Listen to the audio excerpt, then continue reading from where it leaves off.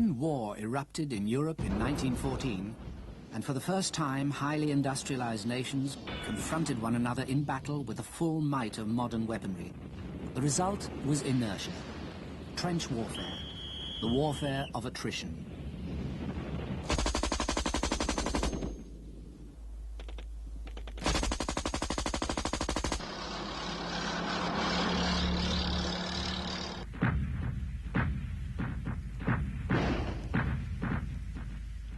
With few exceptions, towns were not fought through. They became hapless targets of immense artillery duels and barrages. This is the town of Cambrai in 1917. Only in that year, and then only briefly, did the newly invented tank begin to demonstrate the mobility in battle that was to take the next great confrontation between the European powers into the streets of their cities and towns. It was in the Second World War that urban fighting first became an integral part of modern warfare. And three actions in particular provide lessons which are still relevant to the techniques of fighting in built-up areas.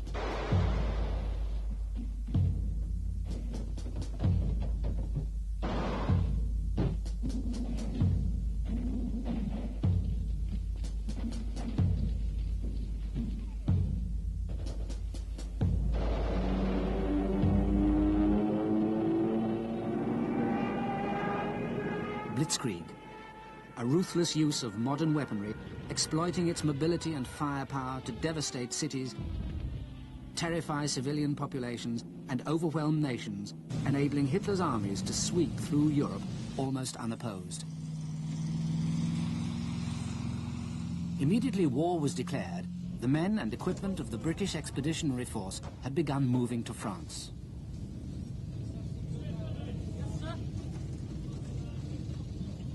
France had mobilized 100 divisions to counter the expected invasion by Germany through the Low Countries. The BEF comprised another 10 divisions. 40 of the French divisions manned the Maginot Line, and 5 more guarded the border with Switzerland. Another 40, including the BEF and the best trained and equipped of the French forces, were to advance into neutral Belgium as soon as Germany attacked. But when that happened, on the 10th of May 1940, the Germans made the pivot of their attack here, in the Ardennes, where they faced only the lightest of opposition.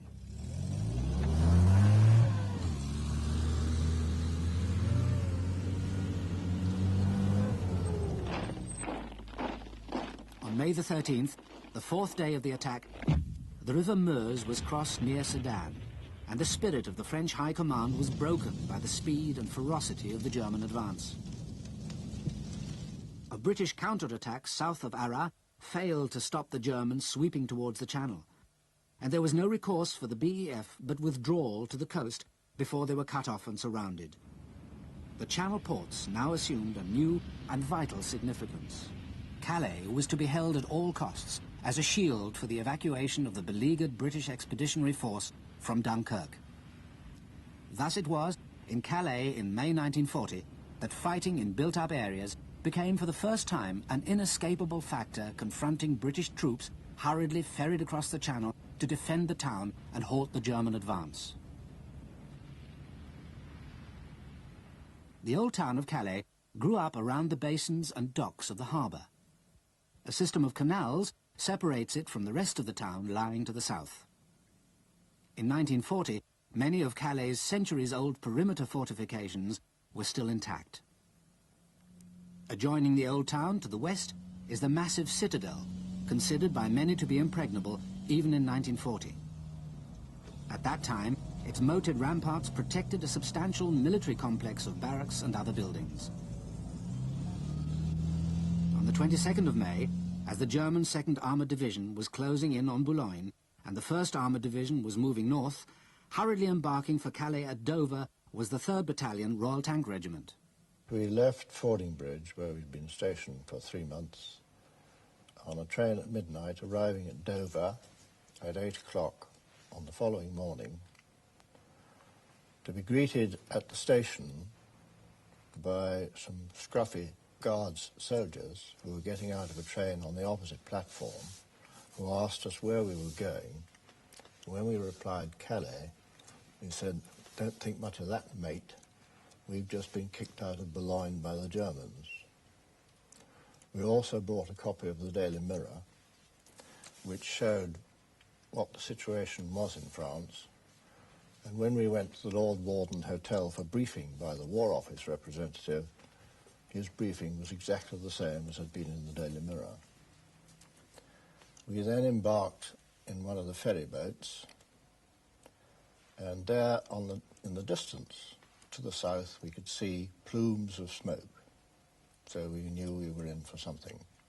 Now this was a very unexpected move, as we had been expecting to go to Cherbourg to train to join the BEF. On that same day, Wednesday the 22nd of May, the 1st Battalion, Queen Victoria's Rifles, was also landed at Calais.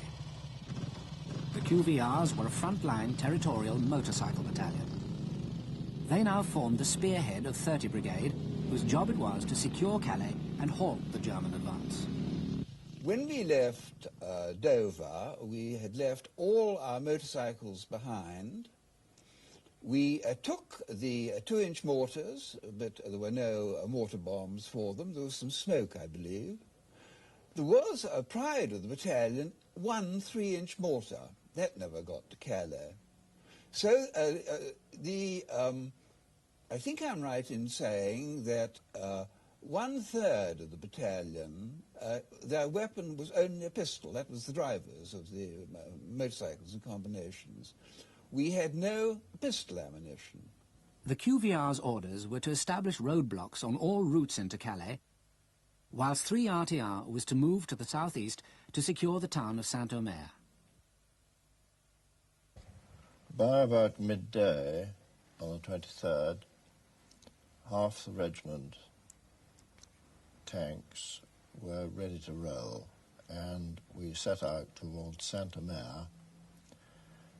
And after about 7 miles, approaching a town called Guisnes, it was quite clear that there were a large column of enemy vehicles in front of us on the outskirts of the Forêt de Guisnes.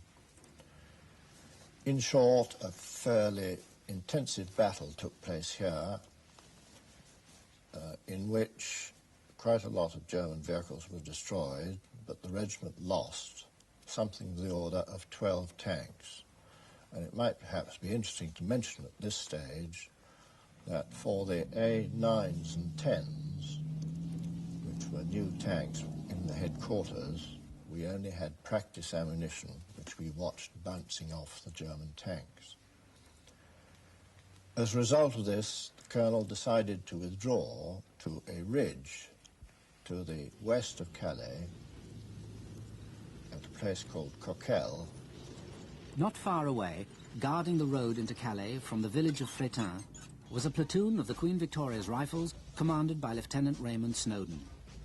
His position in the vicinity of the town's principal marshalling yard had enabled him to block the Frétin road with a train.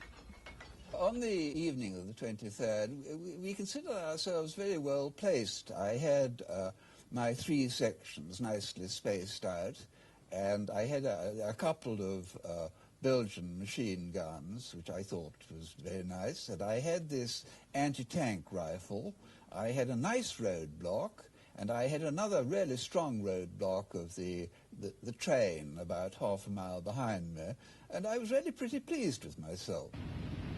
By this time, the evening of Thursday, the 23rd of May, the dock area around the Gare Maritime was busy with the arrival of the main body of 30 Brigade under the command of Brigadier Claude Nicholson. 30 Brigade comprised the 2nd Battalion, the King's Royal Rifle Corps, the 60th, and the 1st Battalion, Rifle Brigade, together with the 1st Battalion, Queen Victoria's Rifles, already in positions on the roads leading into the town. Brigadier Nicholson's orders on arrival were to operate offensively in the direction of Boulogne. However, I think he quickly realized, from reports coming in from 3rd Tanks who were deployed south of Calais, and from the general signs of battle and other intelligence that was reaching him, that it was going to be beyond his means, really, to carry out an offensive operation down to Boulogne, and anyway, before he did anything, the right thing was to establish a firm base in Calais. In 1940, Brigadier Grisman Davis Schofield was a subaltern commanding a scout platoon of the 2nd Battalion KRRC, the 60th, in Calais. On the evening of their arrival, the 60th began taking up defensive positions around the western half of the old perimeter fortifications, while the Rifle Brigade covered the eastern half, including the Gare Maritime and the main dock area. By nightfall, 3 RTR, severely weakened by the loss of 12 cruiser tanks at Guisnes earlier in the day, had withdrawn from their position on the Coquelle Ridge into the town, coming under the command of Brigadier Nicholson as part of 30 Brigade. Calais by this time was a very confused place. The docks had suffered numerous Stuka attacks, and the town was being shelled with increasing intensity. Despite this, throughout the day, refugees continued to enter the town seeking food and safe shelter, both of which were becoming increasingly difficult to find. For Brigadier Nicholson, too, confusion. The ships that had brought 30 Brigade from Dover that afternoon were still being unloaded late in the evening when a telephone call was received at Brigade headquarters from the Director of Military Operations and Plans, Major General Dewing, to the effect that Brigadier Nicholson should prepare for the evacuation of Calais. A further complication arose in that a liaison officer arrived from headquarters British Expeditionary Force, and he changed all the orders and said that it wasn't a question of relieving Boulogne at all, that we were to hold Calais and we were to open up communications between Calais and Dunkirk, and in particular to get through, I think it was 350,000 rations that were sitting in Calais for the BEF to get them through to Dunkirk, where they could be issued to the BEF. B Squadron 3 RTR, now comprising 1 cruiser tank and 3 light tanks, was immediately ordered to secure the road to Gravelines and on to Dunkirk, ahead of the convoy of rations that was being hurriedly assembled at the docks. This convoy was formed up of some 1,500 weights, and to my best recollection, there was about 2 to 3 Bren gun carriers, and a staff car, I think, was with it as well. I asked one of the NCOs where we were supposed to be going. He said, we're going to make a real dash, he said, to Dunkirk with rations. So I thought, well, that sounds interesting anyway, so off we eventually went. And we went through the deserted main streets until we got out onto the outskirts, and it was then that I started to get a bit suspicious about things as to how far away the enemy was. And one of the things that struck me was that all the streets were deserted, with the exception of this priest we came across, or we passed, who was coming along with about 6 rather sturdy-looking young lads in shorts with rucksacks on their back. And I thought, well, they're pretty old chaps for a priest to be sort of in care. And some of them had obviously had been shaven as well by the growth. And I thought, after I passed them, I thought to myself, I bet they're 5th columnists. The convoy had barely got beyond the outskirts of the town when it encountered enemy recce units and was obliged to withdraw. Nothing further was heard of the 4 tanks which had gone ahead to secure the Gravelines road. And at this stage, I was sent for by the colonel and ordered to take a patrol of 2 light Mark 6B tanks back along the route that we had withdrawn to see if I could discover how far into the perimeter the Germans had penetrated. Now, this was interesting because, as far as I'm aware, I had never been trained in this, and none of us knew anything about patrolling in built-up areas with tanks. And at this time, one must remember that they made a tremendous clatter upon the cobbles that were the surface of the roads within the towns of France. Now, the streets of Calais at that time were extremely narrow.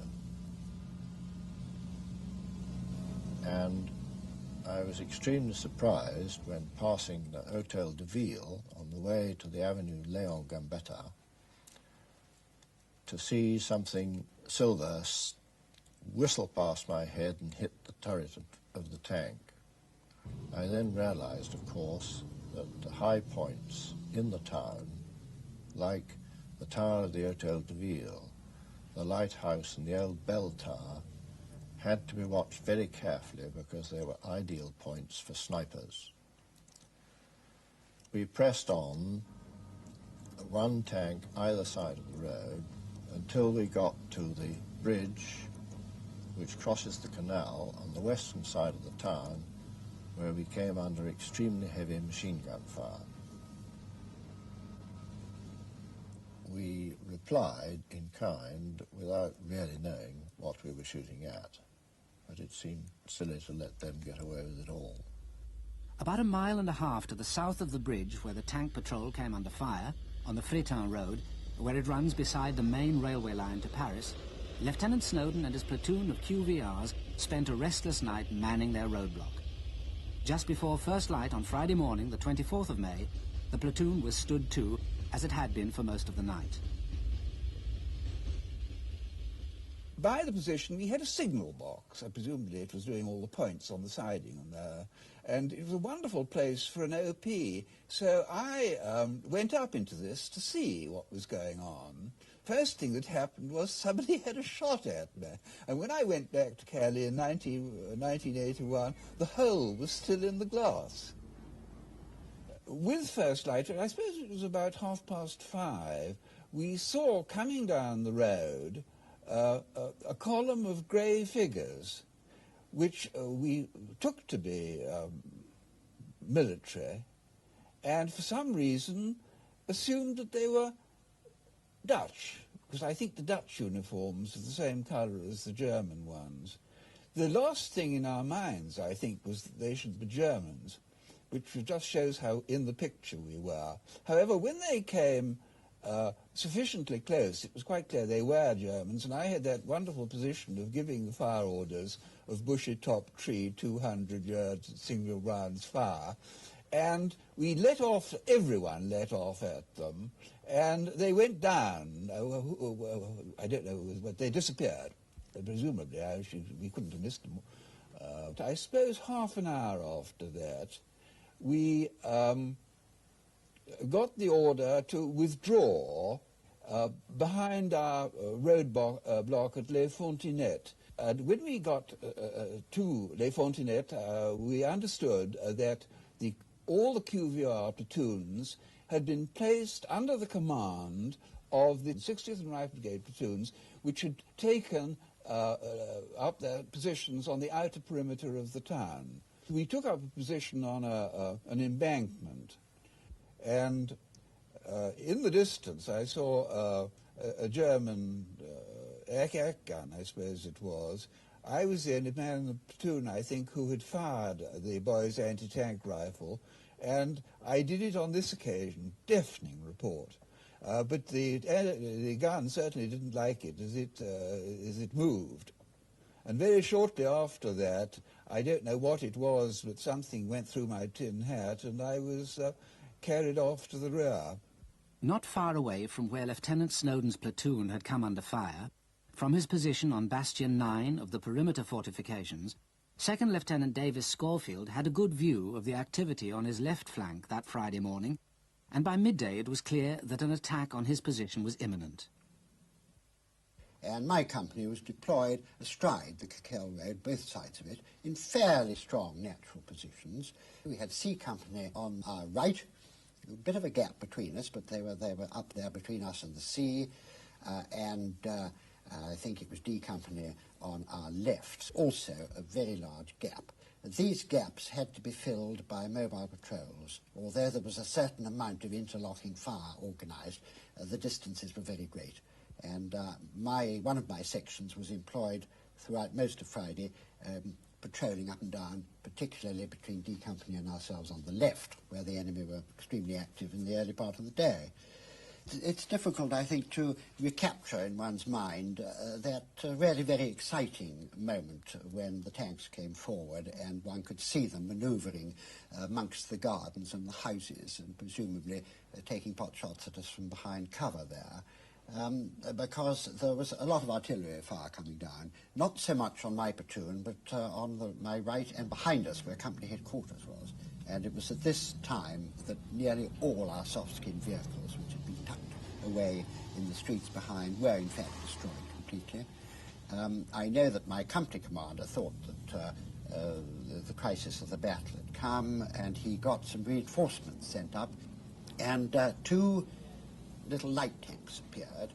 They bobbed up here, and they bobbed up there, and they fired. They hadn't got much more than a boy's rifle, except they were machine guns, 5.55, I think.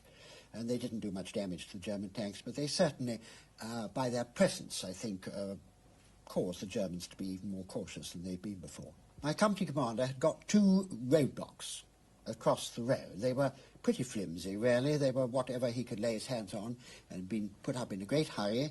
They consisted of some civilian vehicles, lorries or vans, quite a lot of corrugated iron, some stones, I think, and rocks, and some wire from our vehicles, down at wire. But they were across the road and fairly flimsy, in fact, but they looked quite good. And these were covered by the 2-pounder guns, which had come up as well. But they didn't last at all when the tanks came up. One German tank, I remember, the only time one really came out into the open from behind the houses, suddenly appeared on the road, and in the space of a few seconds he'd shot both of the roadblocks to pieces. I can see now bits of these roadblocks jumping about each time he fired, and I understand also that they put both the 2-pounders out of action. The overwhelming superiority of the Germans in manpower, artillery and armour was obvious to the defenders, but difficult for the Germans to confirm while they were still probing the perimeter defences of the town. Thus, no attack was pressed home with determination throughout the almost continuous action along the entire 60th Rifles front during the daylight hours of Friday the 24th of May. At the Gare Maritime, defended by 1st Battalion Rifle Brigade, injured men of the BEF who had arrived by train were embarked on the ships that had brought 30 Brigade to Calais the day before.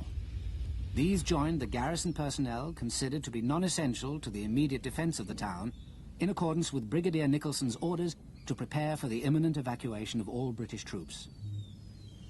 The ships sailed during Friday morning, taking with them considerable quantities of 30 Brigade stores, vehicles and equipment which had not yet been offloaded. Even as this was happening, the Prime Minister was questioning the decision to evacuate Calais. Vice Chief of the Naval Staff informs me that an order was sent at 2 a.m. to Calais saying that evacuation was decided on in principle, but this is surely madness. The only effect of evacuating Calais would be to transfer the forces now blocking it to Dunkirk. Calais must be held for many reasons, but specially to hold the enemy on its front. During the afternoon, Brigadier Nicholson received orders countermanding the evacuation. Secret, stop. Personal, General Ironside to Brigadier Nicholson, stop. General Fagald appointed to command all Allied troops in North, stop. Fagald appoints you command Allied troops in Calais and forbids evacuation, stop. You will carry out this order in an active, not a passive manner, stop. Yours are all regular troops, and I need not say more, stop. For the defending forces, Friday the 24th of May, their first full day in the town, had been a long and tiring one. I think our battle really began to die down in the early evening. My company commander was getting a bit restive. His main wireless link back to battalion headquarters had been completely destroyed when the vehicles were hit. There was fires raging in the houses behind us, and my company commander decided that he would go back into the town himself, contact battalion headquarters, and get some orders. At this crucial stage in the battle, with the enemy still unsure of the strength of the defending forces and the perimeter of the town firmly held by 30 Brigade, a serious breakdown in communications, both between flanking units and with brigade headquarters, allowed rumours of a withdrawal to the docks and the evacuation of Calais to go unchecked. When the commander of B Company's 60th Rifles, Jack Poole, got back to his unit late on Friday evening, the uncertainty had not been resolved. Anyway, he said that the whole situation was very uncertain, that he understood that both the companies on our two flanks were withdrawing, that the battalion generally was going to take up positions further back, and he was going to withdraw, he thought, in conjunction with the two companies on our flank. I think if we'd really been able to contact the commanding officer, he would have told everybody to stay put. I don't know, but anyway, we did start planning a withdrawal, and when it got dusk, we started. And by this time, there were no vehicles except in my platoon. I had 6 carriers left, and I was told to cover the withdrawal, and back they all went on their feet, and we stayed behind until they were gone, and then we came back. As B Company pulled back from their positions astride the Coquelle Road, C Company, to their right, were uncertain of their orders. Should they pull back in conformity, even though their positions had not been attacked? Second Lieutenant, later Colonel Philip Pardo, commanded C Company's scout platoon. He was given the job of finding out. However, that night, I did have my first experience of what it was like in the town when the other companies of the battalion were ordered to withdraw to the inner perimeter of the town, and I was ordered to go and make contact with the company commander on our left, that was B Company commander, and to liaise with him in his new position. And that night, it made me realize how unpleasant conditions in a town can be when it's under shell fire from the enemy and under fire from snipers as well. Masonry can be falling at any time through shells landing on houses, where smoke and dust make visibility very bad, and where you have a problem with refugees, which were flocking into Calais from the countryside and which were blocking many of the streets. After I had made contact with the second in command of the company on our left that night, I again realized another snag of when you're in built-up areas, which is once you've got slightly lost, you can be completely lost in a built-up area. Whereas in the open, you know where south is, you north, south, east, and west. You've got your field of fire. You've got certain obvious landmarks in front of you. In the town, one street looks the same as another, if it's strange to you, that town. And I had a bad 20 minutes when I reckoned I was completely lost.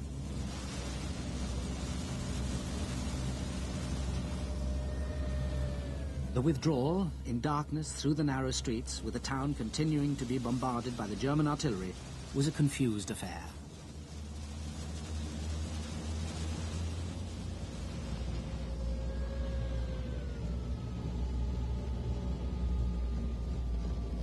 In the early hours of the morning, there were several Stuka raids on the docks area, and there was a huge pall of oily smoke above the docks.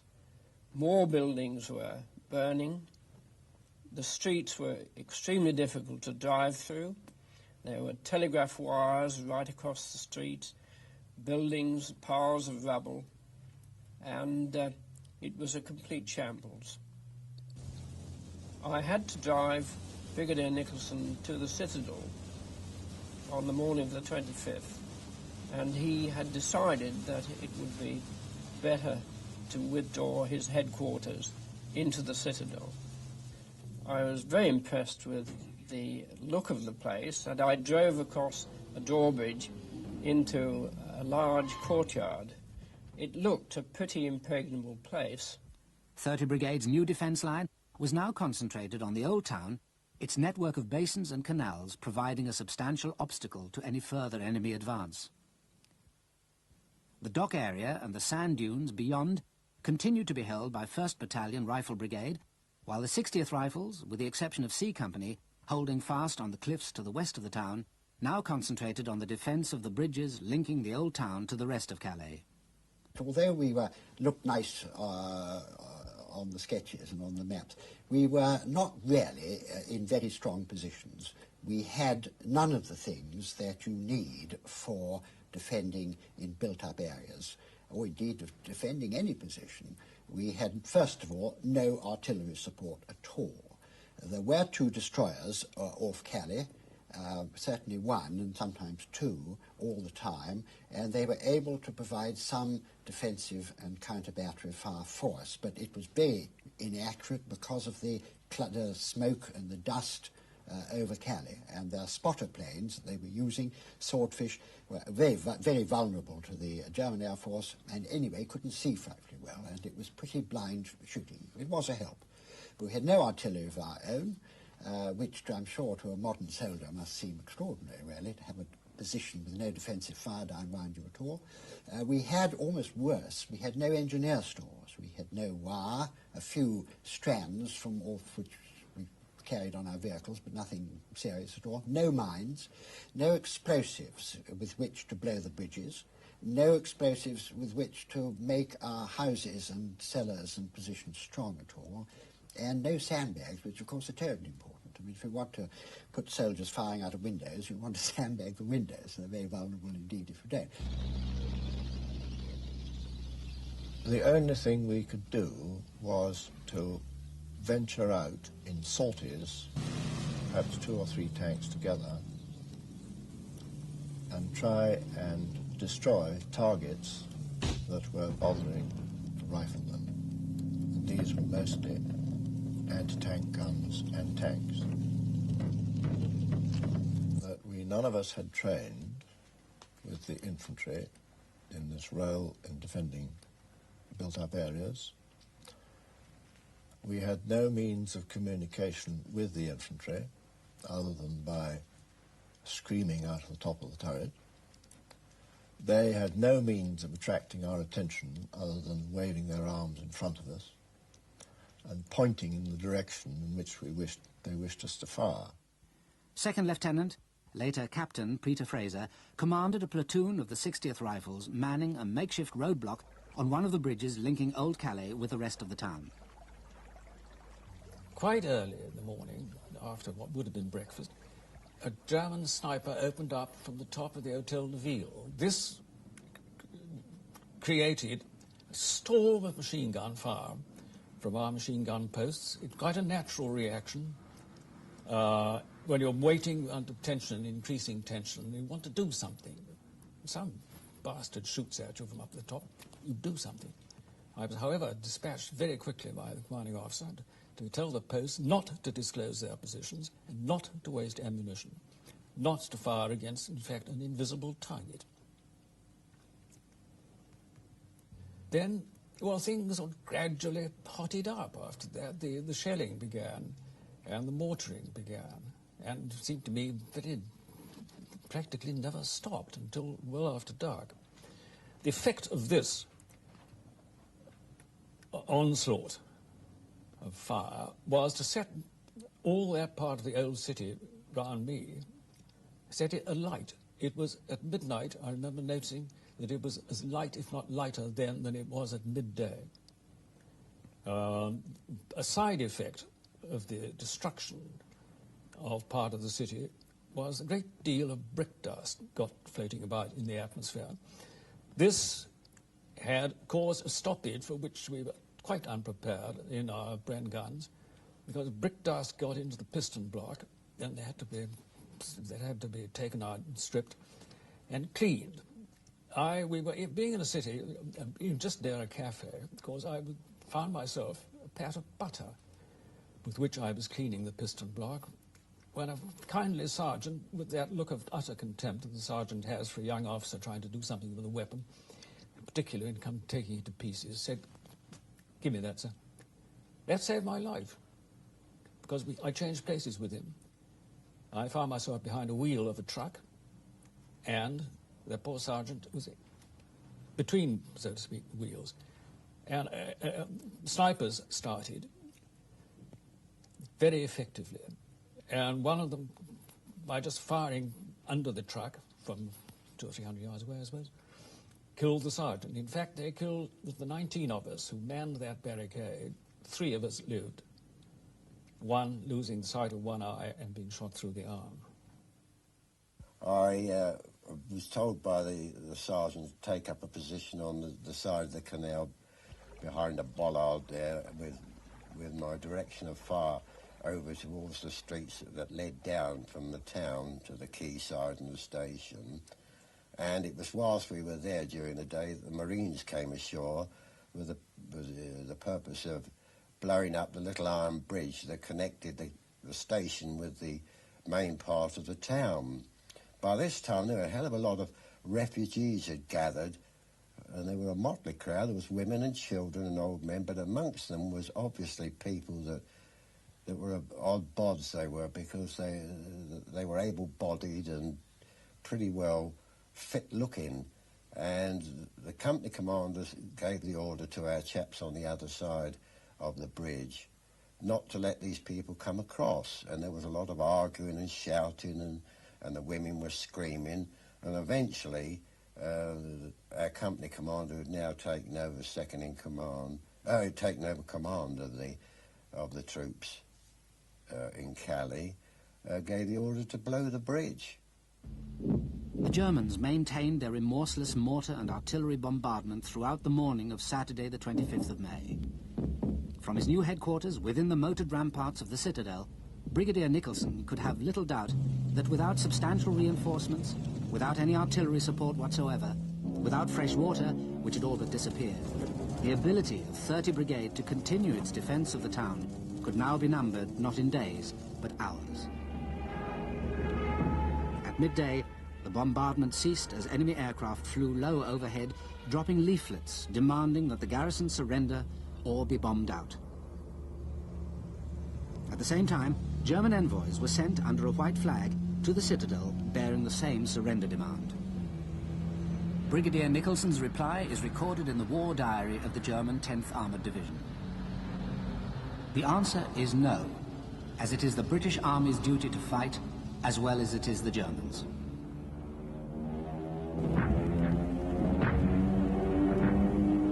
The bombardment of the old town was resumed with unparalleled ferocity. Shortly before all radio and telephone communications were destroyed, Brigadier Nicholson received this message from the War Office, dictated by the Prime Minister. Defence of Calais to the utmost is of highest importance to our country as symbolising our continued cooperation with France. The eyes of the Empire are upon the defence of Calais, and His Majesty's government confident you and your gallant regiments will perform an exploit worthy of the British name. Saturday, the 25th of May, ended much as it had begun.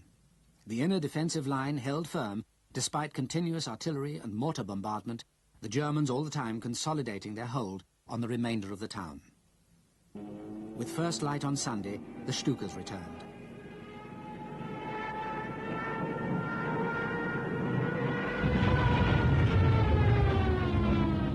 I heard the noise of aircraft in the air, and being an optimist, I said, hooray, the Royal Air Force are coming.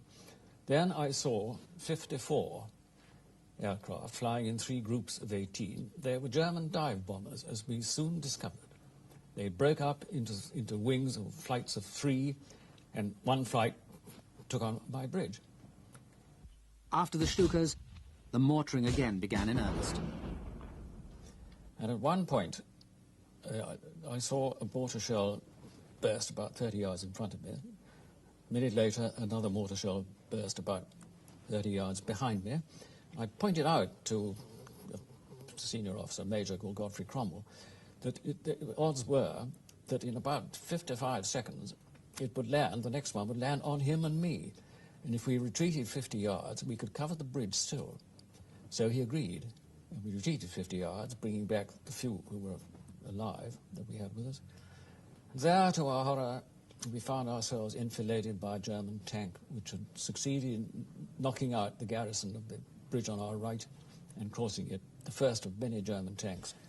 To me, I think the most unpleasant aspects of fighting in the town were, firstly, the effect of shell fire landing on buildings, which instead of, as in the open country, a crump and a shell lands, and that's it, it involves masonry coming tumbling down, slates falling off roofs, dust in the streets, smoke everywhere, houses on fire, and this blinds you from other members of your section, your platoon, and in any case, in the town, it's very easy to get quickly disorientated.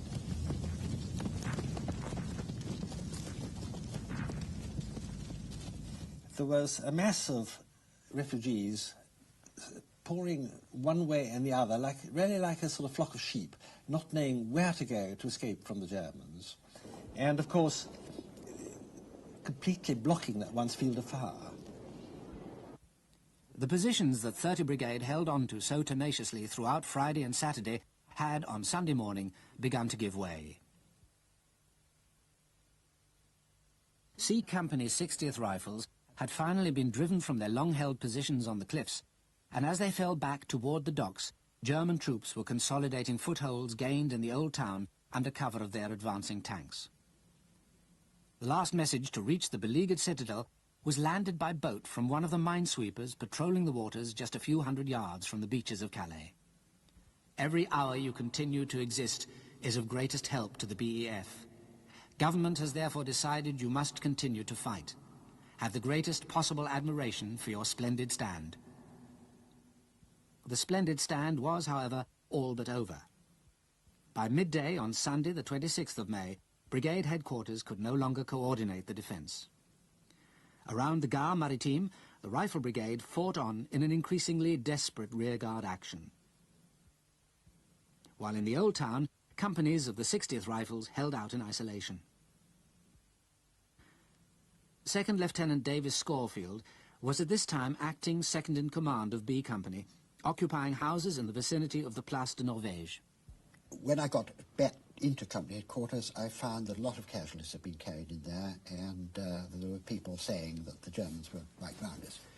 And my company commander, I suppose by this time it must have been into the afternoon, my company commander, again, was a very stalwart person. He'd been in the First War, he'd got a DSO and an OB and an MC, and highly decorated and very brave chap.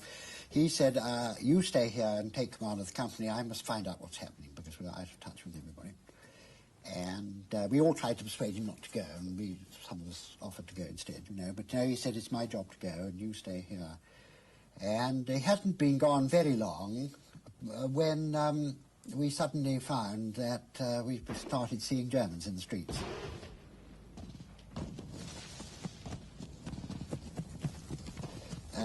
In fact, what had happened was the Germans had overrun the companies in the centre.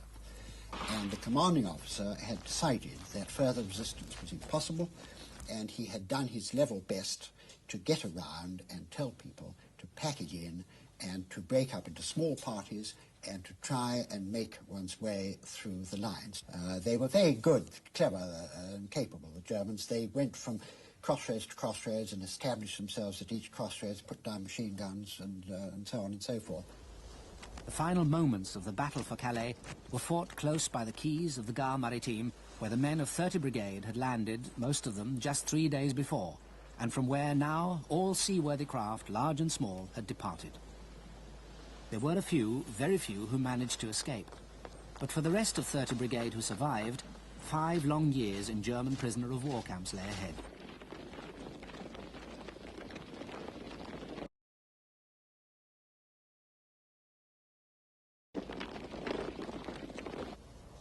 A significant factor at Calais, as in all Fibua actions, was the density of buildings, especially in the narrow streets of the Old Town.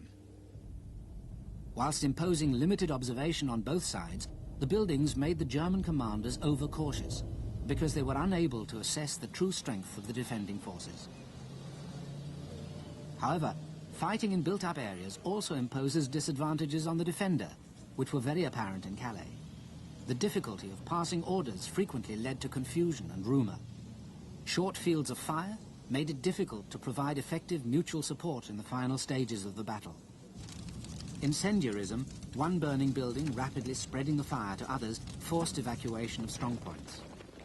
Civilians, and especially refugees, posed difficult problems of control and enabled infiltration by enemy snipers and fifth columnists.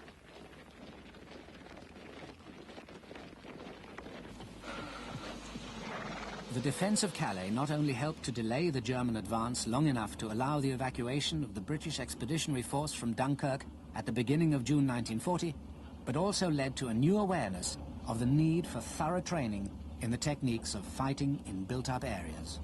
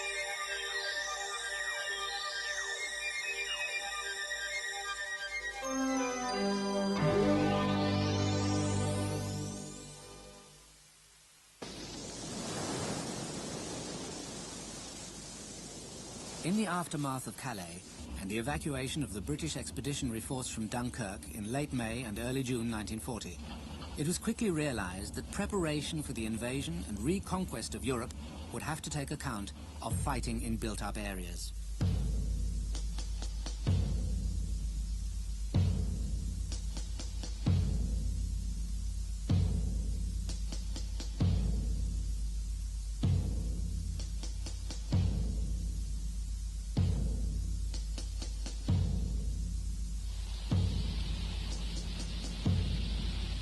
These scenes come from an army training film made in a blitzed area of London's Dockland in 1941. Avoid dodging from side to side of a street. It takes you into the open. If you have to cross a coverless street, do so by the shortest possible route at right angles. Do not move diagonally across an open street, which is a slow process, and while you're doing it, you're vulnerable. As far as possible, keep to one side of the street, dodging from cover to cover. And don't bunch. Often a doorway is only big enough to give cover to one or perhaps two men at a time. So don't play musical chairs with your cover. Keep well spread out. You can move just as fast and much more safely. But if you come to a stretch of street with no cover on your side of it, you should cross to the other side. Over! And then recross when you can get back into cover. But when you cross side roads, you must change your tactics. You can do it this way, if you choose.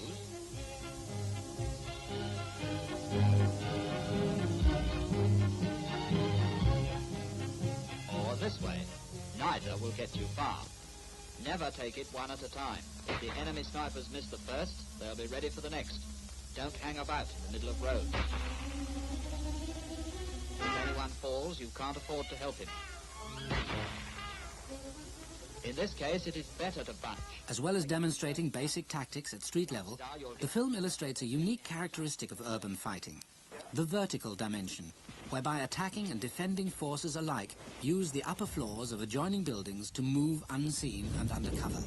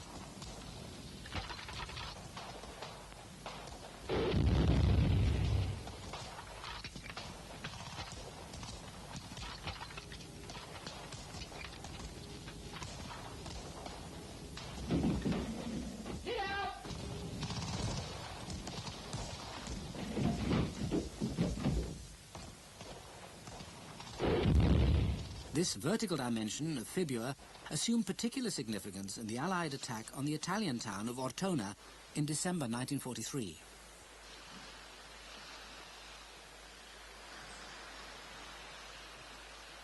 Ortona was valued by the Allies principally for its harbour to help resupply the Eighth Army in its push northwards. It was decided, therefore, not to bomb the town in advance of the attack, thus avoiding the risk of damaging the port facilities.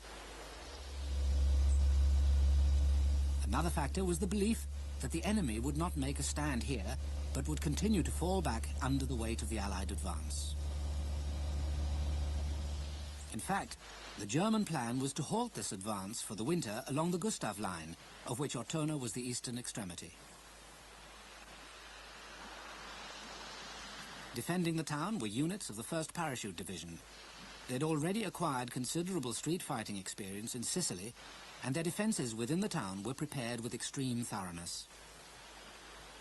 With a medieval castle, which was at that time substantially intact, as the focus of their defence, the German plan was to hold the northern part of the town and to funnel the Allied attack into the main square by means of demolitions blocking all routes through the town but the main one, the Corso Vittorio Emanuele, which was left invitingly open. A battalion of the Loyal Edmonton Regiment, part of the 2nd Brigade, 1st Canadian Division, was entrusted with the task of taking the town from the direction of the Orsonia-Ortona road. And eventually, on the 20th of December, under cover of a tremendous rolling barrage, I think it was called Morning Glory, our company was one of the ones which went into the assault onto the outskirts of Ortona. My platoon was a lead platoon, and we found that we could follow very closely behind the barrage, 75 to 100 yards. There was a railway embankment on our right which provided some cover for any shells that did happen to fall a bit short, and also served as a dividing line.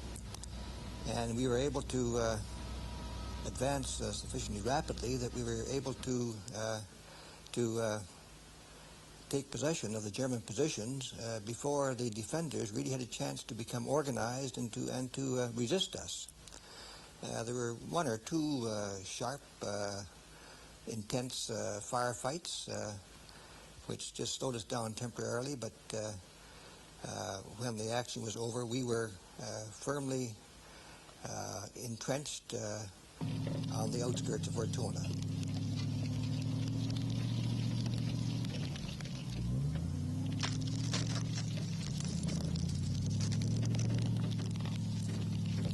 We were just on the sort of first line of scattered houses at that stage, and there was quite a large open space in front of us. It's hard to remember the exact depth of that. I would think it was 75 to 100 yards. And then the main built-up area, the highly centralized built-up area started at that time. It was really just another Italian town, except for the great dome of the cathedral, which had been blown in half by the Germans as a roadblock. And this was visible on the skyline, particularly from the south. Having reached the outskirts of the town, the Edmontons consolidated their positions in preparation for the attack on the town itself the next morning. We started our attack into town, my company, which was D Company of the Edmonton Regiment. And we didn't get very far. There was a considerable opposition from the Germans, and my company, which I presume I had about 95 men when I started, in 2 hours was decimated to about 30, just over 30. Company commander Captain Stone decided to split the company into three units. He would command one unit, as well as the whole company, of course. The company sergeant major would command the other unit, and I would command the third. Dugan and I charged across the open ground, and I'm sure the enemy were completely nonplussed by this almost suicidal move on our part, but they got out of their very well camouflaged trenches and hiked away, and my sergeant major was a first-class shot, had a field day shooting them. And that's how the thing went.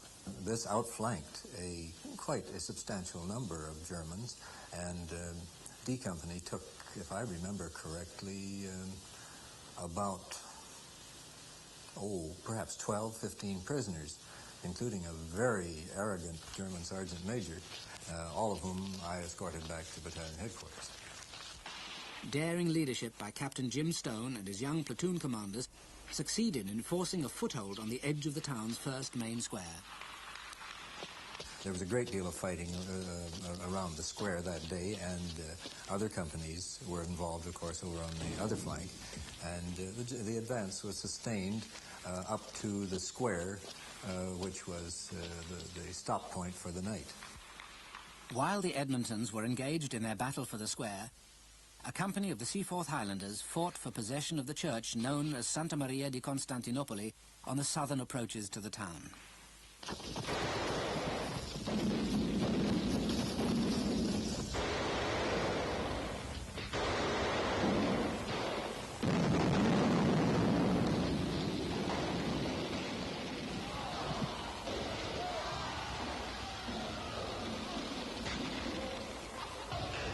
This church was to become the Seaforth's headquarters, as they too were committed to the main battle in support of the hard-pressed Edmontons. Commanding the Seaforths was Major Sidney Thompson, who on the morning of the 22nd of December 1943 was promoted Lieutenant Colonel. But the Edmontons came up against pretty heavy opposition, and so the brigadier decided to commit the Seaforths as well. So we crossed through them onto the north side of the town, and we divided it up. They fought on the south side and we fought on the north side, with the main highway being the dividing line, the main highway through the town. For the Edmontons, the way ahead lay across the town's first square and down that main highway, the Corso Vittorio Emanuele, towards the shattered dome of the San Tommaso Cathedral. But to move anywhere in the open was to invite a murderous hail of machine gun fire from well-placed and well-concealed German positions. But I've talked to my commanding officer. I suggested to him that as the Germans use noise to great effect, diving Stukas and moaning mini mortars, that perhaps we could try the same thing. And so as a squadron of tanks came up, and one troop with my company started through the town in low gear with sirens screaming and the main armament firing forward down the road onto the house on its side, and the other armament shooting sideways while we traveled onto that fire and went forward. And I must say we made remarkable progress for about 100 yards. We got to the first square when, unfortunately, the lead tank stopped. And I rammed the tank with my rifle butt and made enough noise that I got the tank commander to put his head out. And I said, "Why you stopped?" And he said, "Looks like mines on the road, and tanks are very vulnerable in town." I won't repeat my profanity at the time, but there were no more tank support. And I must say, the whole momentum of the attack died right then.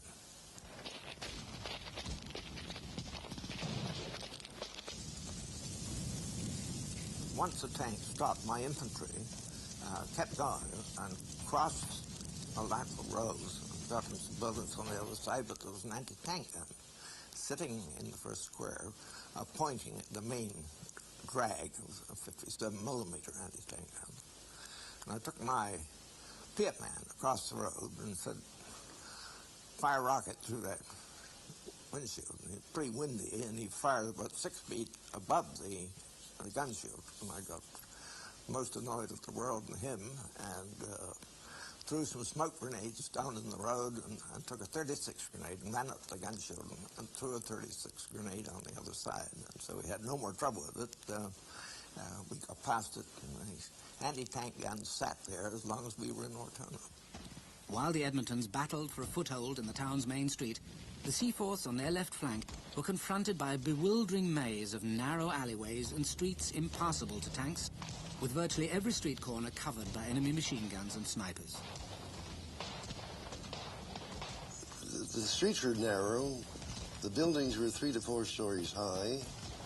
The Germans had mined every intersection. They'd mined the roads with anti-tank mines and anti-personnel mines. The S mines were in great profusion all over the place. If you know what S mines are, you step on them and they bounce up about belly height and then go off. The first thing we discovered, of course, was we had to learn the whole thing on the job, and we discovered that control was probably the most difficult, far more difficult than fighting in the open. It was hard to keep in touch with the troops on your flanks because there's buildings between you. And we found that you couldn't fight in big numbers. You'd have to, we fought in numbers of 4 and 5. It was the best way to attack. And we also discovered that it was difficult to protect our rear. The enemy could get in behind us and also get into our flanks without too much trouble. That's one thing we learned. And another thing we learned, of course, was that the explosives were probably the best weapon we had, and the hand grenades. And of course, we probably didn't have as many hand grenades as we'd like to have because we didn't anticipate using them so much. The streets were, of course, the killing grounds. And if you moved into a street, bango, everything would open up. It's interesting that to find out whether a street was covered by the enemy, you drop some smoke in it, and they'd think you're going to cross, and bango, they'd open up, the shells would come through. And quite often we'd do this to discover where the fire was coming from. So let's smoke into the street, and up the other end you'd hear the tat-tat-tat-tat, and we'd have somebody watching there. Then we'd go after them up there. The German paratroops defending Ortona were well equipped, especially with automatic and anti-tank weapons. They were skilled in the laying of mines, in the use of explosives for demolitions, and in the booby-trapping of buildings. The mortars and artillery are not very effective for close support in street fighting. Now, they can deny approaches. You can shell roads that are ahead of you and do that kind of thing, but the buildings themselves that take away the effectiveness of mortars and artillery for a close support, where they'd be useful to the person who's fighting in the streets. What's needed is a handheld weapon that you can fire and do much the same, wreak the same kind of mess that artillery would. We had Pierce, but we had nothing that was had a heavy enough charge to really be useful for that purpose. We had our own anti-tank guns from our battalion, plus brigade and divisional anti-tank guns, the 17-pounders, were brought in to give direct fire support, not against tanks, but against enemy machine gun and sniper posts. The procedure was that we would try to move from doorway to doorway, certainly not in the middle of the street, but keeping under close cover, dispersed in single file, and the platoon commander was almost, if not at the front, very close to the front. He had to give that type of leadership in that close-in fighting. I think one of the things that in Ortona where perhaps my presence was useful, that I demonstrated a certain lack of concern for the enemy's shots that were flying around. And it made people, everybody, started to wonder, well, what am I hanging back for when he'll go? And I think that is the point of why you need, it sounds a bit egotistical, let me say, bold leaders when you're in towns. Determined and skilled defenders though the German paratroopers undoubtedly were, at no stage in the battle did they attempt any concerted counterattack, relying instead on their ability to re-infiltrate Canadian-held positions by night. I was dozing off and was awakened by a yell that they had just taken 2 Germans moving through carrying a machine gun, which they were going to set up in our rear. And Had they done so, of course, it made it most uncomfortable for us.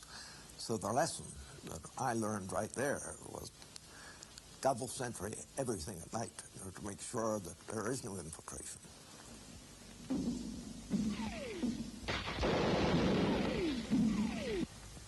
The Edmontons had begun their assault on the Corso Vittorio Emanuele on December the 22nd. A Company on the right of the street, D Company on the left, with B Company covering their right flank in the troublesome area between the Corso and the esplanade overlooking the harbour.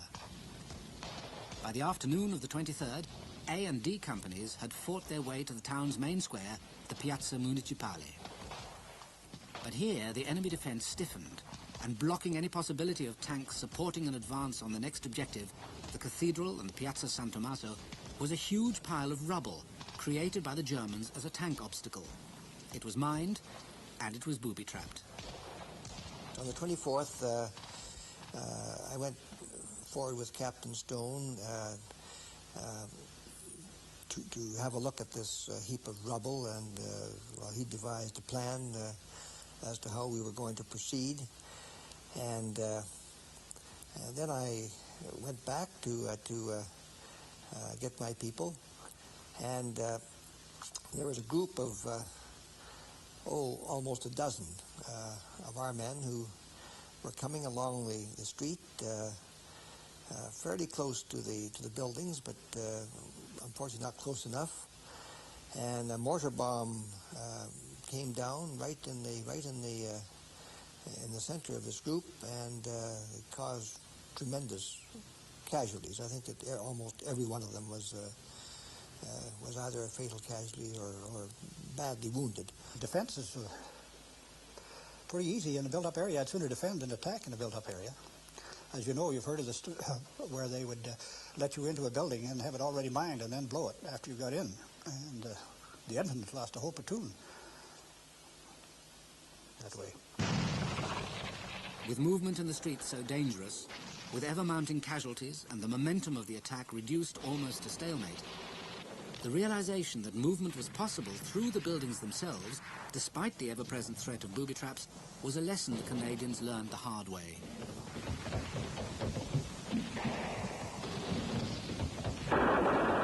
When one of our company commanders, Solomon Longhurst, used it and blew through a couple of houses doing it, I was most intrigued with this thing. It was quite new to me, and he had taken 2 or 3 sticks of plastic explosive, tied them on the end of a pole, put a long fuse on, lit it, and blew holes through the wall, and his men jumped in with Tommy guns, sprayed the room, tossed some grenades down the stairs and followed them down and cleared the bottom and took a house in consequence, and then repeated it. Of course, you know, it takes a while to set the thing up. You can't go through the whole city in short order. But he was extremely effective in what he did, and got fairly close to the cathedral in a couple of days in consequence of using it. We used pits to blast the holes, or teller mines against the wall to make the hole to go through. They would blast a hole, and then a boy would probably jump through with a machine gun and Tommy gun and spray it. But usually the impact of the wall going down would clear anybody that was in that other room, so you get through that way. The object of it, of course, was, as I say, so they didn't have to go out on the street. They would try to work their way to the top of the building, go through to the next room, and then down. Of course, it's easier to drop your grenades down to the next room, or let them roll down the stairs. Quite often they'd, in corridors, our Mills hand grenade was much better than the German stick, because you could bowl it along, whereas the stick had to be thrown. And throwing it, you have to expose yourself more than bowling it. Fighting on the Edmontons' left flank, the Seaforths had, through the use of mouse-holing, broken the stalemate by December the 23rd and advanced to a large piazza quickly named Dead Horse Square, from the rotting carcass which remained there throughout the fierce battle which ensued for possession of a school building. I broke the platoon down into groups of 3 to 4 men. Usually if I had an NCO, I'd put an NCO in charge of each group. But by this time, of course, we had some very experienced other ranks and privates. And if I remember rightly, most groups were in charge of a senior private. We took this schoolhouse, and I think it was a schoolhouse, part of adjacent to a church in any case in Dead Horse Square, and I put one section of my platoon, 4 or 5 men at the time, into this one of the rooms of the buildings where they settled down for the night, but they were blown up during the night, and in the morning they all 5 of them were covered in God knows how much rubble. The bold leadership shown by the Canadian troops at all levels in what proved to be some of the most intensive street fighting of the Second World War had enabled them by Christmas Day in 1943 to force their way into the center of the town. But the core of the enemy's defense, the cathedral and the castle beyond it, had still to be taken. With the battle for Ortona now in its 5th day, the Seaforth's objective became the Via Tripoli, while the Edmontons continued their fiercely opposed advance on the Piazza San Tommaso, literally house by house.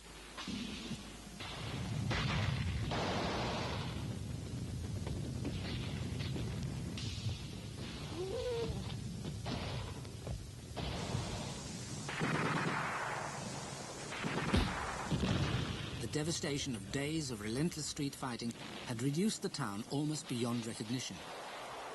Few now doubted that the town should have been bombed prior to the attack. At daybreak, on December the 27th, Lieutenant Alan Johnson had positioned his scout patrol on D Company's front line on the edge of the cathedral square. I was there with a small scout patrol, and I heard something strange. People yelling and cheering. And having had some experience at scouting, I had a pretty good idea what the situation was. So I advanced at first with considerable caution, but within half a block or thereabouts, I began to find civilians. I was certainly surprised to find them there, and I still don't know whether they were simple householders or refugees from our part of town or where they came from. But they announced jubilantly to me that Tedeschi had avantied during the night, and they were apparently quite surprised to find him gone at daylight. They cautioned me about booby traps. Oh, and another wry sidelight on the advantage of a well-organized defender in street fighting.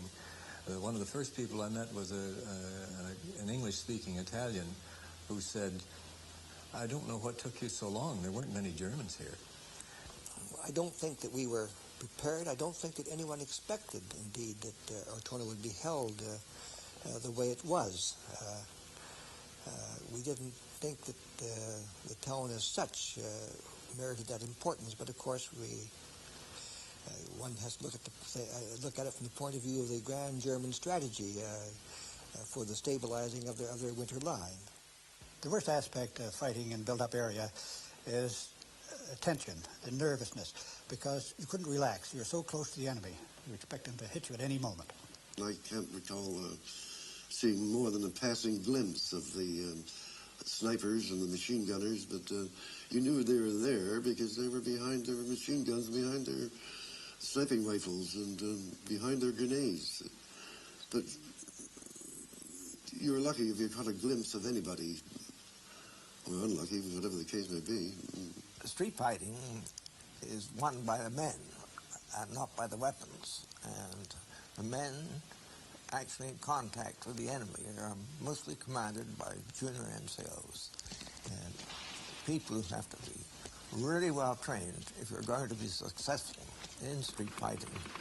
These junior NCOs who take 5 or 6 men and go into danger places and have to keep up the momentum of whatever attack you're making.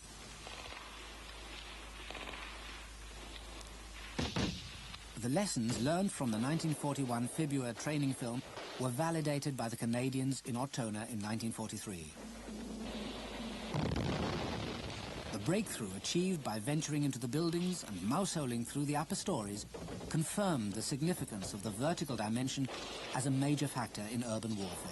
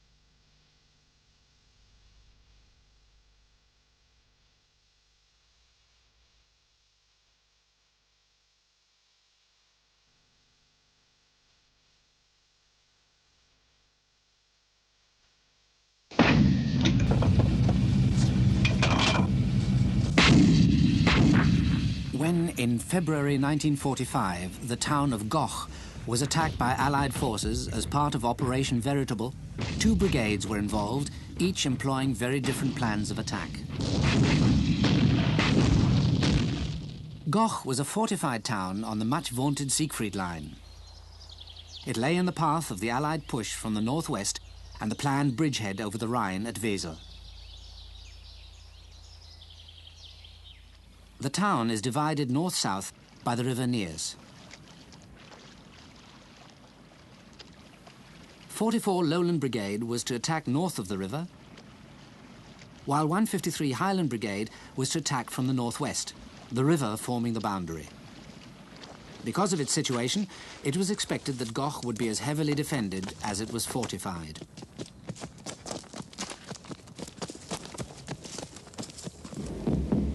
In the days and nights immediately prior to the attack, the town was the target of heavy Allied bombing raids, which reduced many of the buildings to rubble. From aerial photographs taken at the time, it was clear that the first obstacle that the attacking forces would encounter was an outer ring of anti-tank ditches. To 44 Lowland Brigade, attacking from the northeast, these ditches posed a significant problem, particularly those lying in the open ground between the wooded escarpment and the perimeter of the town itself.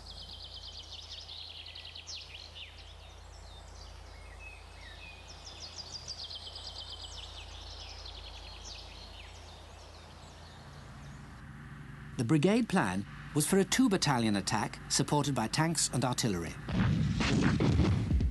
Once 8th Battalion, the Royal Scots, and 6th Battalion, the King's Own Scottish Borderers, had secured their objectives, the Royal Scots Fusiliers, as reserve battalion, were to clear the area between them.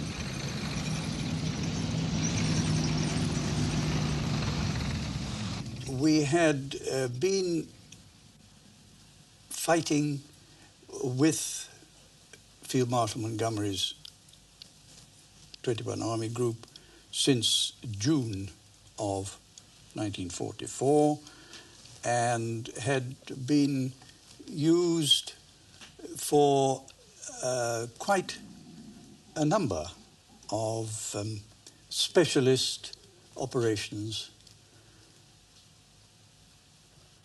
so that we had experience and know-how to a very high level of expertise of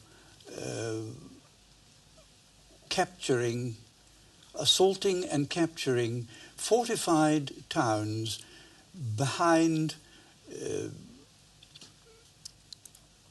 anti-tank ditches, minefields, emplacements, entrenchments, pillboxes, which required initially the use of the armour. HR for the assault on Goch was planned for 1500 hours on the 18th of February 1945. Soon after first light, the commander of 44 Brigade, Brigadier Harry Cumming Bruce, personally reconnoitred one of the two main approach roads into the town as far as the second anti-tank ditch. His armoured car drew no enemy fire, and in the belief that the Germans might have been on the point of leaving the town, he decided on a change of plan. Instead of the all-out brigade attack with artillery support, designed to break through the enemy defences before nightfall and enable the establishment of firm bases in the town during the night, A Company, 8th Royal Scots, was ordered to carry out an immediate surprise attack, supported by 2 troops of Churchill tanks along the axis originally planned for the KOSB. This change of plan gave a tremendous amount of extra work and rethinking to my battalion and myself, because having concentrated the battalion in a certain area, the forward assembly area, assuming we were to carry out the original plan, one isolated infantry company, together with its appropriate armoured bits and pieces, which would have included, amongst other things, the Churchill tanks of the Grenadier Guards, they had to be physically moved over from one flank to another, crossing everybody else's lines of communication, and launched down another axis altogether in order to attempt to bounce the anti-tank ditch and enter the town of Goch by a different route completely to that originally planned for. On our company commander coming back to tell us this, the tanks arrived, the Ridge Lane tanks, the gun tanks, and the kangaroos, which we called them, which were Sherman tanks with their turrets off, on which you were to be transported into the town. We travelled down through the town, past houses and various other buildings without any sign of life at all, and eventually the Ridge Lane tank got to the anti-tank ditch, and we could see it laying its bridge over the ditch. Then there wasn't any further movement, and eventually we realised that the tank couldn't disengage from the bridge, and just at that time we were fired upon from houses across the ditch, and also from the ditch itself, and the company commander gave us the order to dismount and to take up positions along the ditch, which we did so. And we returned fire. There were Germans coming along the ditch, and we were throwing grenades into the ditch. And for some time we had a problem there because we were trying to dig in at the same time. We didn't want to go into the ditch. That was no good because we had to keep on the top. And so the infantry had to dismount from their armoured vehicles on our own side of the anti-tank ditch and assault across on foot themselves, thereby establishing a small bridgehead across the anti-tank ditch, so that it could have been accepted as a success to that degree. But on the other hand, they were pinned down there and were not able to enter the actual confines of the town of Goch. While turning the fire on our positions in the top of the anti-tank ditch, the company commander's runner came to tell us that it had been decided that the Germans were still in the town in some force and that the full-scale attack would be carried out, starting off with the artillery barrage which had been planned, and we happened to be on one of the targets of our own artillery, so we were going to be in for an unhappy time with our own artillery, plus the German small arm fire and the mortar fire. Well, this lasted for quite some time, and funnily enough, the casualties weren't heavy at all there. One or two casualties, but nothing serious at all, which was surprising because the artillery was very heavy. This went on for some time and then it stopped, and we settled down to wait to see what would happen next. The Germans were still firing at us despite the artillery fire, and as we continued to hold on to this position, the Germans were in fact trying to come up the ditch in the anti-tank ditch to get at us, but we kept them off with grenades and with small arms fire. Eventually, as night came on, the KOSB came along down the route that we had come and went over the ditch and down into the town. They reached the anti-tank ditch and got in easily enough, but getting out was another matter, because they found that the anti-tank ditch was 20 feet deep and just about the same across. They had to dig with their trenching tools and their picks and help piggyback each other up the other side of almost an escarpment to get out. Once they did get out, they quite easily secured the houses that were their objective.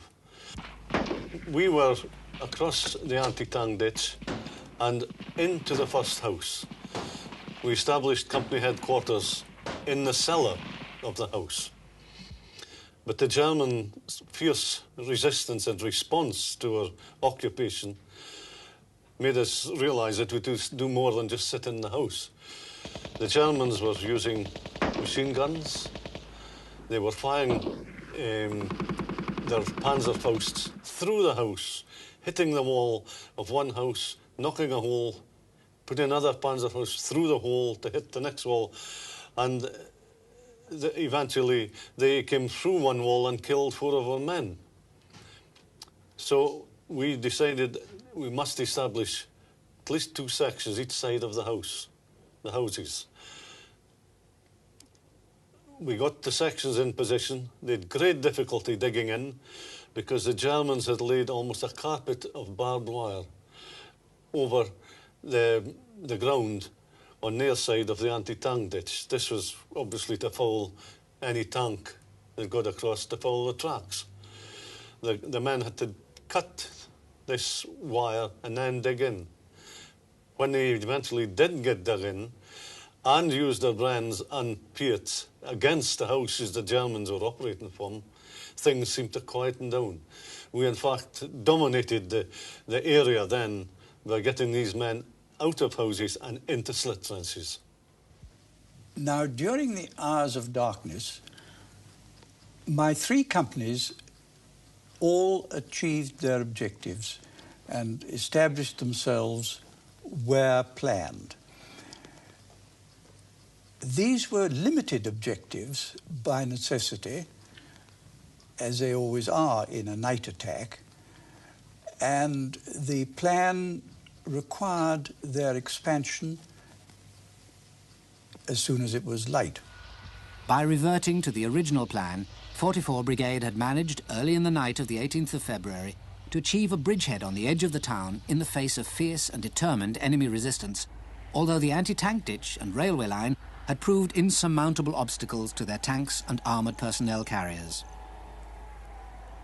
On the far side of the town, to the south of the River Nears, 153 Highland Brigade went into their attack with the anti-tank ditch already secured by Canadian troops of the Seaforth Highlanders. The brigade plan was simpler than that being used northwest of the river. The 3 battalions involved, 5th Black Watch, 5th 7th Gordon Highlanders and 1st Gordon Highlanders, were to follow one another into the attack. First to go in was to be 5th Battalion, the Black Watch. Their task was to take the eastern part of the town up to the main square. The 5th, 7th Gordons were then to leapfrog through the Black Watch positions and take the rest of the town as far as the railway. Finally, the 1st Gordons were to secure the area to the south of the Black Watch 5th, 7th boundary. Now, we went into Goch at nothing 100 hours, and we crossed the start line. And the first thing we came to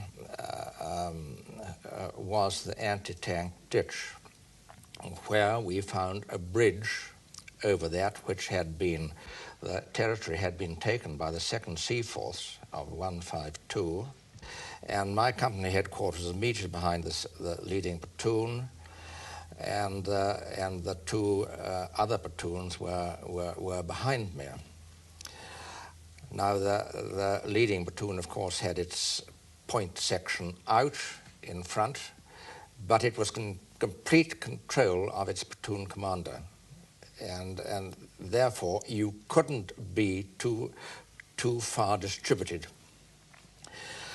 And then the first thing we came across was that we came across D Company, who, in fact, had made the crossroads just at the entry into the town, and we took a left hook and went into the town.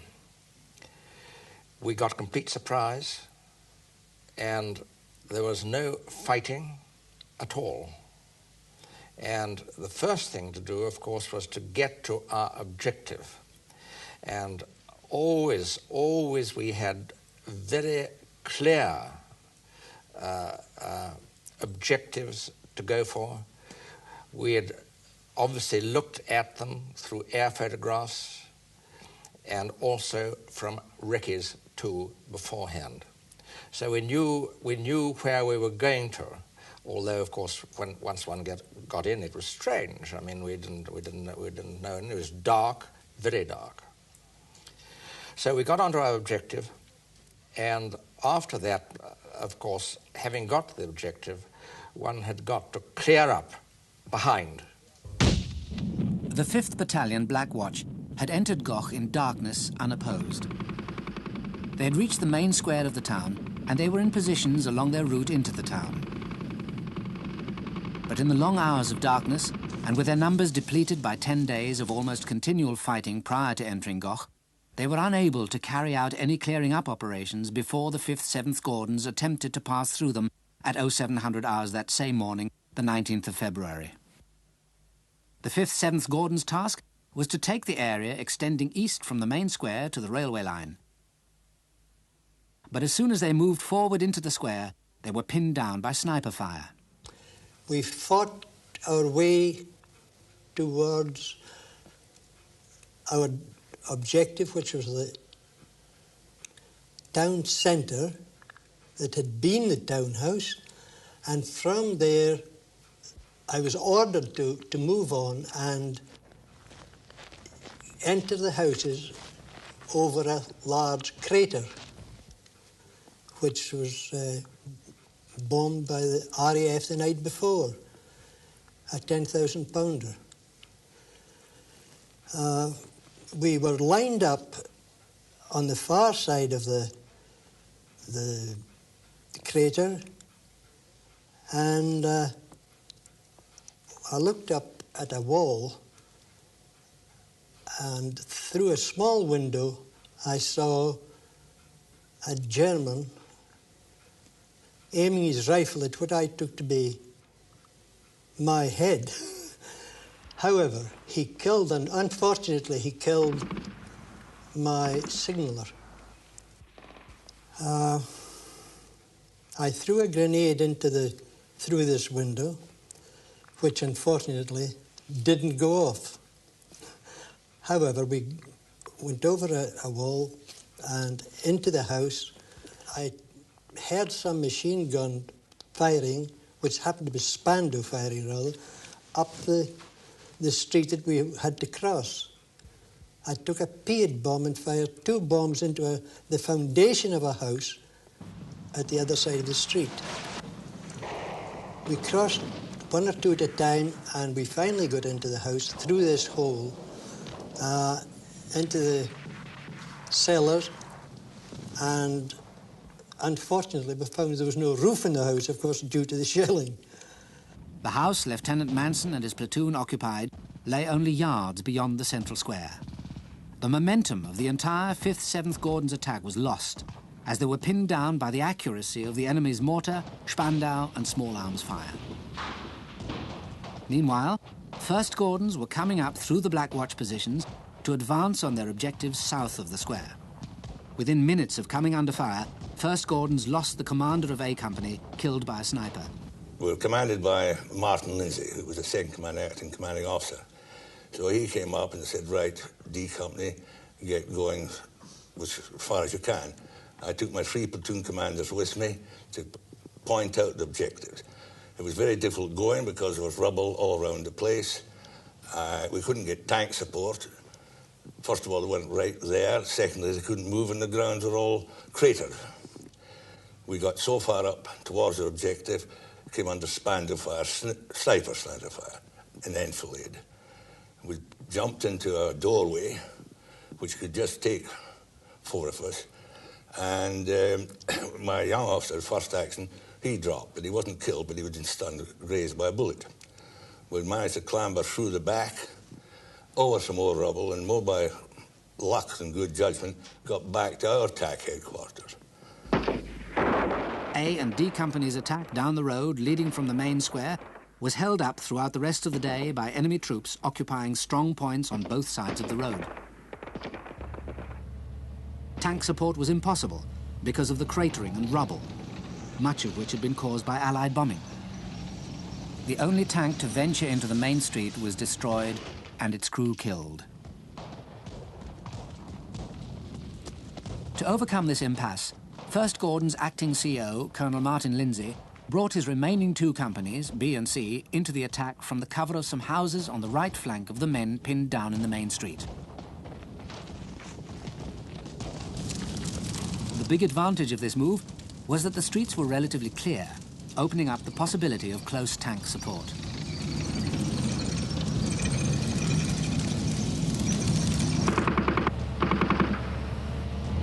There was a tremendous amount of sniping, and we had just to force our way through and avoid as far as possible the snipers, because there is no doubt about it, it was a delaying action.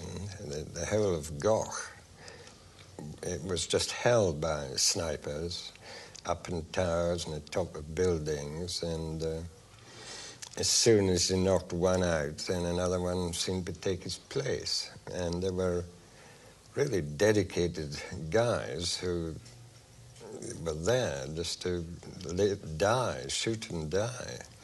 And as an awful lot of them did, I mean, we called down artillery fire onto, if it was a steeple, and knocked that down, which they did very successfully.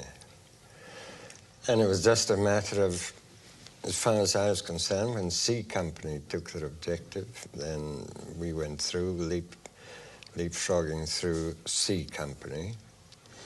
And we had the support of tanks and smoke, and the gunners put down smoke. And that did help, because I mean, it was during the day. By late afternoon on the 19th of February, while the 5th 7th Gordons and 2 companies of the 1st Gordons remained pinned down in the vicinity of the main square, B Company 1st Gordons had managed to take its objective, a schoolhouse and the buildings surrounding the adjacent road junction, with few casualties. To the north of the river, that same day had begun with 44 Lowland Brigade facing the problem of getting its armour across the anti-tank ditches and into the town to support 8th Royal Scots and 6th King's Own Scottish Borderers in their task of consolidating the footholds they had gained during the night. I remember very clearly, personally, having a conference with the tank commander and deciding that together, on foot, we should find, if it was possible, to get the tanks into Goch along the existing railway line, starting along it a little way north of the anti-tank ditch. This we managed to do despite the awful weather, and of course there was no light. We were on unknown ground. The railway might have been mined, mercifully it wasn't, and everything went successfully, so that as soon as dawn broke, the companies occupying their objectives in Goch were married up with their supporting Churchill tanks. The old factory area of Goch still stands, much as it did in 1945. Throughout the night of the 18th of February, the enemy had pinned down D Company of the 8th Royal Scots in the adjacent marshalling yard. But with the arrival of the tanks, the resistance from these buildings was short-lived. And by midday on the 19th, the whole of the 8th Battalion sector had been cleared. But also mention must be made of the tremendous support that was given them by the use of flame, both from the larger tank crocodiles, as they were called, and their own infantry, smaller flamethrowers mounted in Bren carriers, known as wasps. Without these, there is no question in my mind that the surrender of so many hundreds of prisoners would not have been nearly so effective or quick. For 6th KOSB, first light on the 19th of February had meant the end of a long and uncomfortable night holding positions in and around houses on the extreme edge of the town. When first light came, in fact, the tanks were able to come right up across the anti-tank ditch. They fired only 2 shots, and the Germans surrendered. 25 at least bodily paratroops just gave themselves up and were completely demoralized. Demoralized, but still arrogant. They were telling us that they wouldn't be prisoners of war very long. The war would be finished in May, and Germany would be the victor. We had an area roughly about 400 yards deep by 400 yards wide. It was full of... Some houses were intact, most of them were in rubble. It took us roughly 5 hours to cover all that ground. You couldn't afford to let up for one single moment. The reluctance of the troops to go forward was very obvious. The rubble was difficult to move over. The houses were derelict from the outside anyway. And as they moved along each side, the platoons themselves had to have a base. So they got 3 sections each platoon, so that one section covered the others as they went into each house that was possible to get into. The thing that really boosted us on this little operation was the fact that we knew exactly how far we had to go. We had to clear down to the river, and that was it. We couldn't cross over the river. There was no question about that.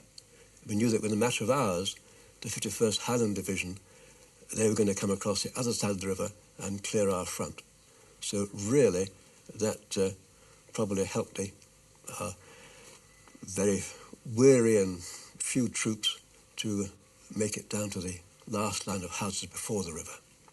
By last light on the 19th of February, a little over 24 hours after their main attack was launched, 44 Lowland Brigade had achieved their objective. The town north of the River Nears was firmly in their control. One of the key factors which contributed to their success was the all-arms mix that the brigade had evolved as a direct result of their prior experience in attacking heavily defended towns both in northern Germany and in Holland. The technique they used of break-in, seizure of precise objectives, and establishment of firm bases was ideally suited to the night attack, followed by a thorough clear-up operation in daylight with close armoured support. Working to their advantage was the fact that the area to the north of the river was, in the main, less heavily bombed and therefore more accessible to tanks than was the area to the south of the river, where 153 Highland Brigade took a further 24 hours to break the back of a determined enemy resistance. The streets were all cratered really badly. The street, at least we were going up. Houses, shops on either side. The frontage were standing in a lot, but the backs were complete rubble.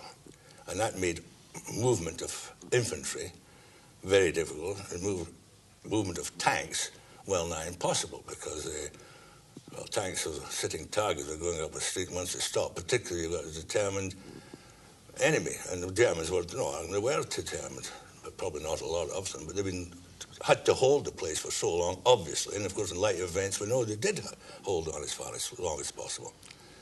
In the light of what happened overall in Goch for the brigade, a tremendous number of lessons were learned. We learned lessons. In other words, the main lesson is you don't commit too many troops at once. You don't move to the first lot of troops have made good their ground, consolidated. And, in other words, leapfrog through, that's the whole idea, which I think, that's all my own personal opinion, didn't work at Goch. Purely because just one of these things, the enemy just sprout up again. Not a lot at that time.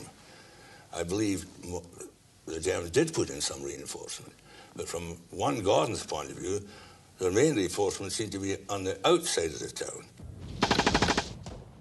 The reinforcements to which Colonel Petrie refers were located in Thomashof, a scattering of farm buildings separated from the southern perimeter of the town by several hundred yards of open ground.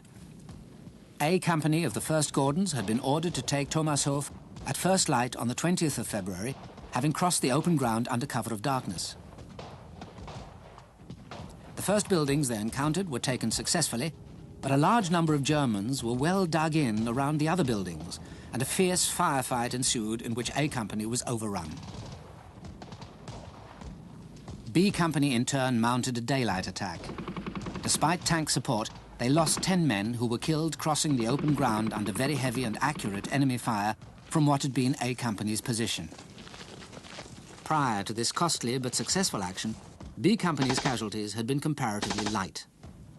Even though our cover was in cellars mainly and in buildings of some sort, to have this going on constantly all day or night, it saps the energy from the individual. I mean, there is nothing better than a keen soldier, fit, ready to go and put his will into an attack, which they are, but under continuous barrage, it saps your energy and you see the stuff crumping down round about you, and there's no really will to go out and expose yourself. And the main thing is, one, that does delay an attack, because sometimes you can't leave the building and you can only go between barrages and clumps of mortar fire. Otherwise, your casualties are too great. During the Battle for Goch, 153 Highland Brigade suffered 3 times as many casualties as 44 Lowland Brigade. Certainly, 153 Brigade faced the more difficult task south of the river, attacking into the heart of the town. But also their plan of attack was flawed, because it depended on one battalion securing ground through which others had to pass in order to take theirs. Such a plan is unsuited to most fibula situations and is almost impossible to achieve in a night attack.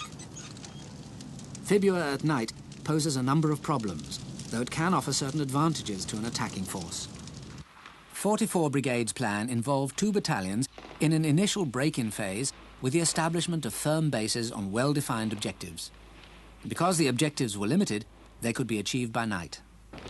The clear-up phase had to be carried out in daylight, and its success owed much to the all-arms support which individual company commanders were able to call upon. Goch was bombed heavily prior to the attack. The resultant cratering and rubble seriously hampered the effective use of tanks in much of the town. flame proved to be a highly effective weapon on the rare occasions that it could be used in support of the infantry.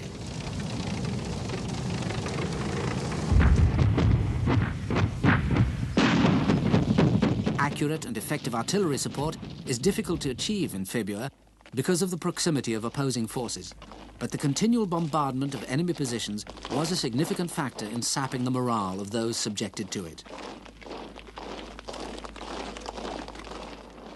In all three actions, Calais, Ortona and Goch, the tank proved a highly effective but highly vulnerable weapon in close support, and its use was limited. In Calais, the Germans were overcautious in exploiting their tank superiority. In Ortona, the deliberate rubbling of streets by the defenders seriously impeded tank movement. In Goch, Allied bombing raids prior to the attack had much the same effect. An important factor in all urban fighting is the vertical dimension. Snipers took a heavy toll of the attacking forces in Calais, Ortona and Goch. In Ortona, the Canadians achieved their breakthrough by mouse-holing through the upper stories of buildings when movement in the open was impossible. Calais was defended with great courage, but without either the resources or the all-arms support to do the job. February, whether in defense or attack, is expensive in terms of manpower, equipment and resources. In Calais, the presence of the civilian population and many hundreds of refugees added significantly to the complexity of the situation. The high density of buildings in towns imposes short fields of fire, makes mutual support difficult, and often creates problems in communication. In all three examples, confusion and the fog of war were constant factors which can be expected in any February action, making tight control essential.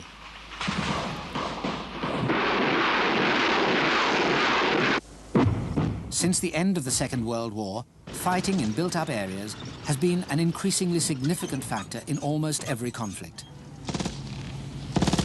The lessons of yesterday remain valid today.